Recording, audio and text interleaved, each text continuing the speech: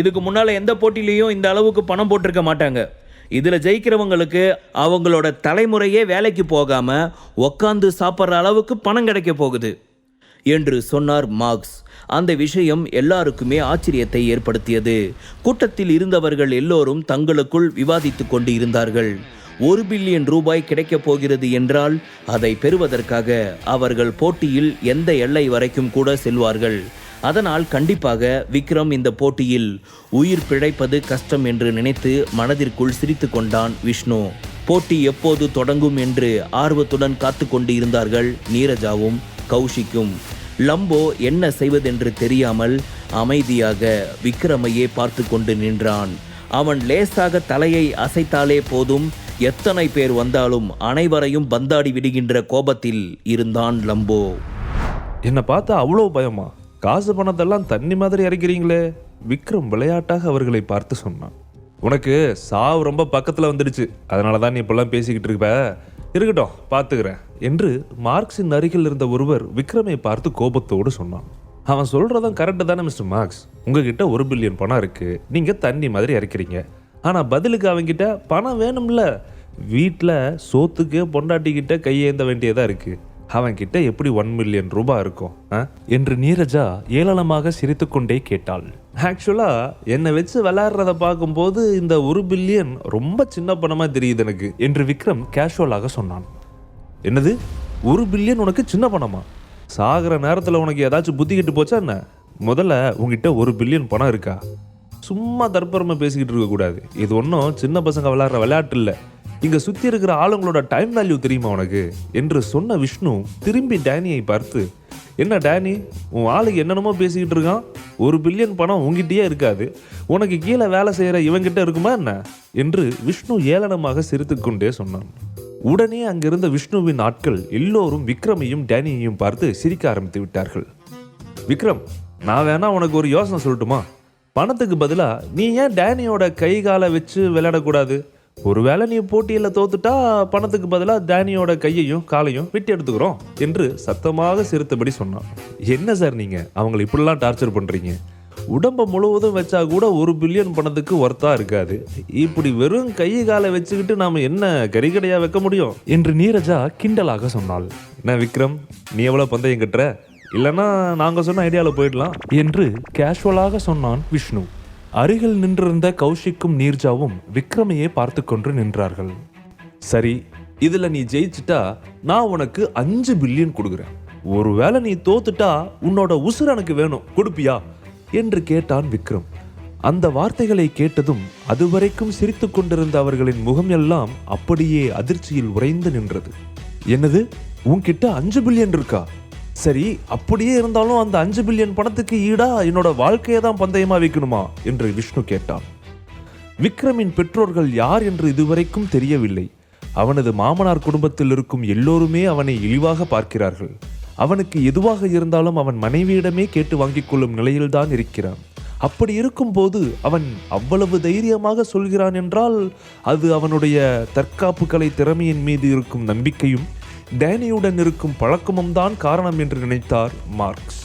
என்ன திமிர் இருக்கும் உனக்கு? நாங்க கொடுக்கிறோம்னு சொன்ன 1 பில்லியன் உனக்கு சின்ன பணம்னு சொல்லி 5 பில்லியன் பெட் கட்டுறியா? சரி, நான் 10 பில்லியன் கொடுக்கிறேன் என்று கோபமாக சொன்னார் மார்க்ஸ். அதை கேட்டதும் அங்கே இருந்த எல்லோருமே ஆச்சரியப்பட்டார்கள். மார்க்ஸால் அந்த பணத்தை கொடுக்க முடியும் என்றாலும் விக்ரம் சொல்வதில் அங்கே இருந்த யாருக்கும் நம்பிக்கை இல்லை. அவன் வேண்டுமென்றே பொய் சொல்கிறான் என்று எல்லோரும் நினைத்து கொண்டிருந்தார்கள்.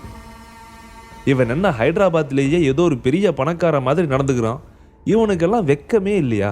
இந்த மாதிரி ஆளுங்க இதுக்கு முன்னாடி நான் பார்த்ததே இல்லை. எப்படி வாய் கூசாம போய் சொல்ல முடியுது என்று கூட்டத்தில் இருந்த ஒருவன் சொன்னான். டே, அவன் சும்மா சீன் போட்டுட்டு இருக்கான். ஒருத்தன் மூஞ்சியை பார்த்தாலே தெரியாது அவன்கிட்ட பணம் இருக்கா இல்லையான்னு என்று இன்னொருவன் சொன்னான். உண்மையிலேயே விக்ரம்க்கு இந்த போட்டியை ஏற்றுக்கிற தைரியம் இல்லை, அதனால தான் இப்படியெல்லாம் பேசி எல்லாரையும் குழப்பிக்கிட்டு இருக்கான். இதுக்கு பேசாம போட்டியில தோத்துட்டோன்னு ஒத்துக்கிட்டு போயிடலாம் என்று சொன்னான் இன்னொருவன். அங்கே இருந்த பார்வையாளர்கள் அனைவருமே மார்க்ஸை பார்த்து ஆச்சரியப்பட்டார்கள். அதே நேரத்தில் விக்ரமை பார்த்து சிரிக்கவும் ஆரம்பித்து விட்டார்கள். விக்ரம் அங்கே இருந்த அனைவரையும் பார்த்து லேசாக சிரித்துவிட்டு விரல்களை வருடிக்கொண்டே, டேனி, நம்மளோட பவர் என்னன்னு இவங்களுக்கு காட்டுக்கும் கொஞ்சம் தெரிஞ்சுக்கிட்டோம்.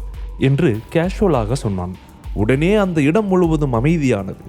விக்ரமும் டேனியும் அடுத்து என்ன செய்ய போகிறார்கள் என்று எல்லோருமே ஆர்வத்துடன் பார்த்து கொண்டிருந்தார்கள். உடனே டேனி அந்த கூட்டத்தின் முன்னால் வந்து நின்று, என்னோட பேரு டேனி, ஹைதராபாத்தில் இருக்கிற ஃபேமஸான டொனால்டு குரூப் ஆஃப் கம்பெனியோட உண்மையான முதலாளி நான் தான். இந்த விஷயம் ஏற்கனவே விஷ்ணுவுக்கும் தெரியும். இங்கே இருக்கிற எல்லோருமே இந்த விஷயத்தை தெரிஞ்சுக்கணும்னு தான் நான் இதை சொல்கிறேன். ஹைதராபாத்தில் நாங்கள் பண்ணுற விளம்பரங்களுக்கு மட்டுமே கிட்டத்தட்ட 5 பில்லியன் ரூபாய் வரைக்கும் எங்களோட கம்பெனி செலவு பண்ணிக்கிட்டு இருக்கு. இப்போ நான் இந்த இடத்துல சவால் விடுறேன். மிஸ்டர் விக்ரம் சார்பா நான் அவங்களுக்கு சவால் விடுறேன். அவங்க எவ்வளவு பணம் பந்தயம் கட்டினாலும் அதை நான் கட்டுறதுக்கு ரெடியாக இருக்கேன். அதுக்காக இப்போவே நான் என்னுடைய பிஸ்னஸ் டீமை இங்கே கூப்பிடுறேன் என்று சொல்லி ஃபோனை எடுத்தான் டேனி. அதை கேட்டதும் மார்க்ஸின் முகம் சட்டென மாறியது. விக்ரமிடம் இவ்வளவு பணம் இருக்கும் என்று அவர் கொஞ்சமும் எதிர்பார்க்கவில்லை.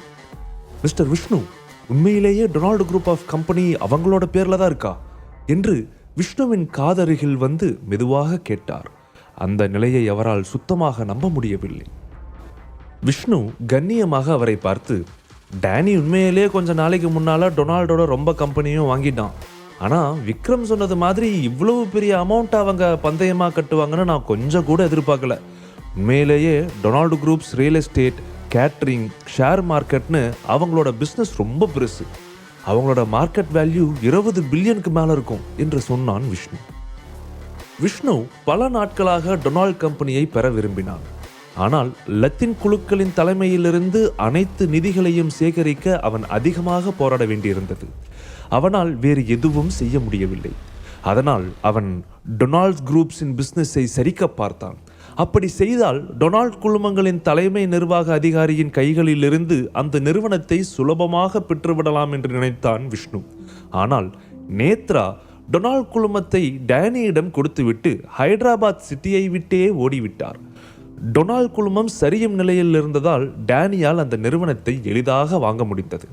ஆனால் டேனிக்கு அதை வாங்கும் அளவுக்கு எங்கே இருந்து பணம் கிடைத்தது என்று விஷ்ணுவுக்கு தெரியவில்லை. மார்க்ஸ், நீங்க சொன்ன மாதிரி விக்ரம் உண்மையிலேயே ஒரு சின்ன ஃபேமிலியில இருந்து வந்த மருமகன் தானா என்று விஷ்ணு விக்ரமையே பார்த்தபடி சந்தேகமாக கேட்டான். உண்மையில் விக்ரம் யார், அவன் எங்கே இருந்து வந்தான், அவனுடைய பின்னணி என்ன என்று விஷ்ணுவுக்கு எதுவும் தெரியவில்லை. ஆமா மிஸ்டர் விஷ்ணு, இந்த விக்ரம் சென்னையில ஒரு சின்ன ஃபேமிலியோட வீட்டோட மாப்பிள்ளையா தான் இருக்கான்.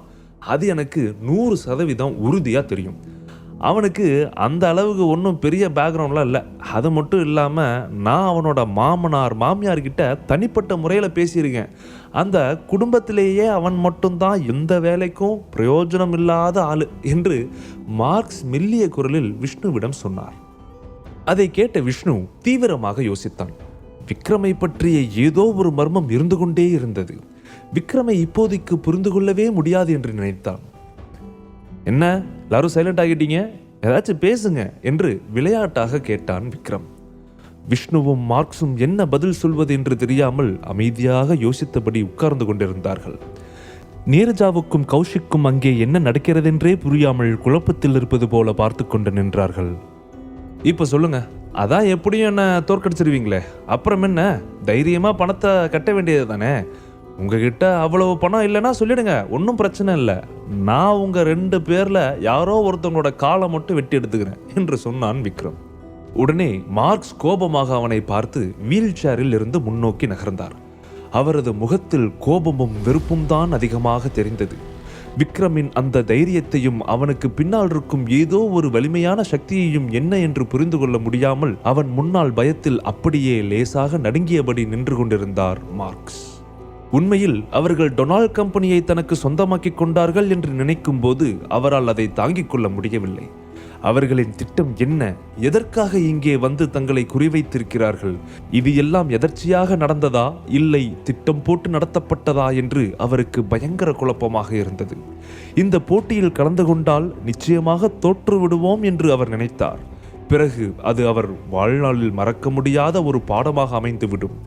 இவ்வளவு பணத்தை செலவு செய்து ஒருவன் போட்டிக்கு ரெடியாகிறான் என்றால் கண்டிப்பாக எதுவும் திட்டமில்லாமல் செய்ய மாட்டார்கள் என்று அவர் நினைத்தார்.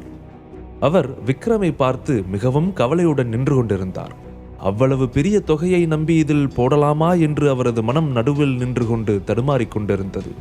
கவலைப்படாதீங்க மிஸ்டர் மார்க்ஸ், எந்த சூழ்நிலையிலையும் நீங்க தோற்க மாட்டீங்க. உங்களோட பணத்தை எந்த விதத்திலையும் அவன் கைக்கு போக நான் விடமாட்டேன். கண்டிப்பா நான் இதுல கலந்துகிட்டு ஜெயிப்பேன் என்று அங்கே நின்று கொண்டிருந்த ஒரு முதியவர் சொன்னார். அவரது வார்த்தைகளால் மார்க்ஸ் கொஞ்சம் நிம்மதியாக உணர்ந்தார். அவர் கோபமாக விக்ரமை பார்த்து, சரி, நீ உண்மையிலேயே எவ்வளவு பெரிய வீரன்னு நானும் பார்க்கிறேன். இந்த போட்டிக்கு நான் ரெடியா இருக்கேன். நீ தோத்ததுக்கு அப்புறம் உனக்கு பின்னாடி இருக்கிற அந்த பணக்காரன் கிட்ட நீ என்ன சொல்றேன்னு பார்க்கிறேன் என்று அவர் தீவிரமான முகத்துடன் சொன்னார். விக்ரம் இந்த போட்டியில் எவ்வளவு தந்திரம் செய்தாலும் அவன் சென்னையில் வசிக்கும் ஒரு சாதாரண வீட்டில் இருக்கும் உதவாக்கரை மருமகன் மட்டுமே. அவனால் கண்டிப்பாக இந்த மாஸ்டரை ஜெயிக்க முடியாது என்று மார்க்ஸ் மனதிற்குள் நம்பிக்கை கொண்டிருந்தார். அவர் பேசிய வார்த்தைகளுக்கு விக்ரம் எதுவும் பதில் சொல்லவில்லை. மாறாக அவரை பார்த்து எல்லாத்துக்கும் தயார் என்பதைப் போல லேசாக சிரித்தான். உடனே அந்த தற்காப்பு கலை மாஸ்டர் தனது சட்டையை கலட்டி வீசிவிட்டு கட்டுமஸ்தான உடம்புடன் ஸ்டேஜுக்கு வந்து நின்றார். அவரை பார்க்கும்போது விக்ரமை விடவும் 3 மடங்கு பெரிய ஆளாகவும் பலசாலியாகவும் இருப்பது போல தெரிந்தது. உண்மையிலேயே விக்ரமை அவர் சுலபமாக தோற்கடித்து விடுவார் என்றுதான் எல்லோரும் நம்பிக்கொண்டிருந்தார்கள். உண்மையிலேயே அவர் ரொம்ப திறமையான ஆள்தான் போல இருக்கே என்று கூட்டத்தில் இருந்தவர்கள் எல்லோரும் ஆர்வத்துடன் பார்த்து கொண்டிருந்தார்கள். விக்ரமுடன் சண்டை போட தயாரான அந்த பெரியவர் இது போன்ற பல போட்டிகளில் கலந்து கொண்டு சில பேரின் உயிரையும் எடுத்திருக்கிறார். அதனால் இது போன்ற போட்டிகள் அவருக்கு மிகவும் சாதாரணமாக தெரிந்தது. அவர் விக்ரமின் முன்னால் வரும்போது அங்கே இருந்த கூட்டம் முழுவதும் அவரை பார்த்து ஆரவாரத்துடன் கத்தியது. விக்ரம் மௌனமாக சிரித்துவிட்டு திரும்பி விஷ்ணுவை பார்த்து, என் கூட சண்டை போட ரெடியாகும் போது நீ சொன்னது உனக்கு ஞாபகம் இருக்கா? இந்த போட்டியில தோற்கிறவங்க சிட்டியை விட்டே வெளியே போகணும். இந்த வார்த்தையை ஞாபகம் வச்சுக்கிட்டு அடுத்த ஆளுங்களை எல்லாம் பார்த்து செலக்ட் பண்ணி அனுப்பு என்று சொன்னான் விக்ரம். அதை கேட்டதும் விஷ்ணு கொஞ்சம் நடுக்கத்துடன், என்ன நீ சொன்ன என்று கேட்டான். விக்ரம் அவனை பார்த்து சிரித்தபடி, நான் சொன்னது உனக்கு புரியலையா இல்ல புரியாத மாதிரி நடிக்கிறியா? உன் கூட வேலை செய்யற எல்லாரையுமே போட்டியில கலந்துக்க கூப்பிட்டு என்னை தோற்கடிச்சு சாவடிக்கிறதுக்கு இவங்கெல்லாம் பத்த மாட்டாங்க என்று சொன்னான் விக்ரம். போட்டி ஆரம்பிக்கிறதுக்கு முன்னாடி இப்படி பேசுறவன் தான் முதல்ல சாவான். இருந்தாலும் உனக்கு தைரியம் ரொம்ப அதிகம்தான். முதல்ல அந்த கும்ஃபு மாஸ்டர் கூட சண்டை போட்டு ஜெயிச்சுட்டு வா, மற்றதெல்லாம் அப்புறமா பேசிக்கலாம் என்று விஷ்ணு அவனை பார்த்து ஏளனமாக சொன்னான். வெளியில் அப்படி பேசினாலும் உள்ளுக்குள் விக்ரமை நினைத்து ஒரு சின்ன பயம் இருந்து கொண்டுதான் இருந்தது. அவனுக்கு இருக்கும் நம்பிக்கையை பார்த்தபோது கண்டிப்பாக அவன் ஜெயித்து விடுவான் என்று அவனுக்கும் தோன்றியது. என்கிட்ட மோதணும்னு முடிவு பண்ணிட்டா அதுக்கப்புறம் நான் யார் தடுத்தாலும் சும்மா இருக்க மாட்டேன். உள்ள புகுந்து விளையாடுவேன். என்னை யாராலையும் கண்ட்ரோல் பண்ண முடியாது. அதனால தேவையில்லாத அல்லு சில்லெல்லாம் அனுப்பி அவங்களோட உசுரை போக வச்சுடாத. ஆளுங்களை பார்த்து செலக்ட் பண்ணி அனுப்பு. எல்லாரையும் முடிச்சுட்டு கடைசியாக உங்ககிட்ட வரேன். நமக்குள்ள நிறைய தீர்க்க வேண்டியது இருக்குல்ல என்று சிரித்துக்கொண்டே சொன்னான் விக்ரம்.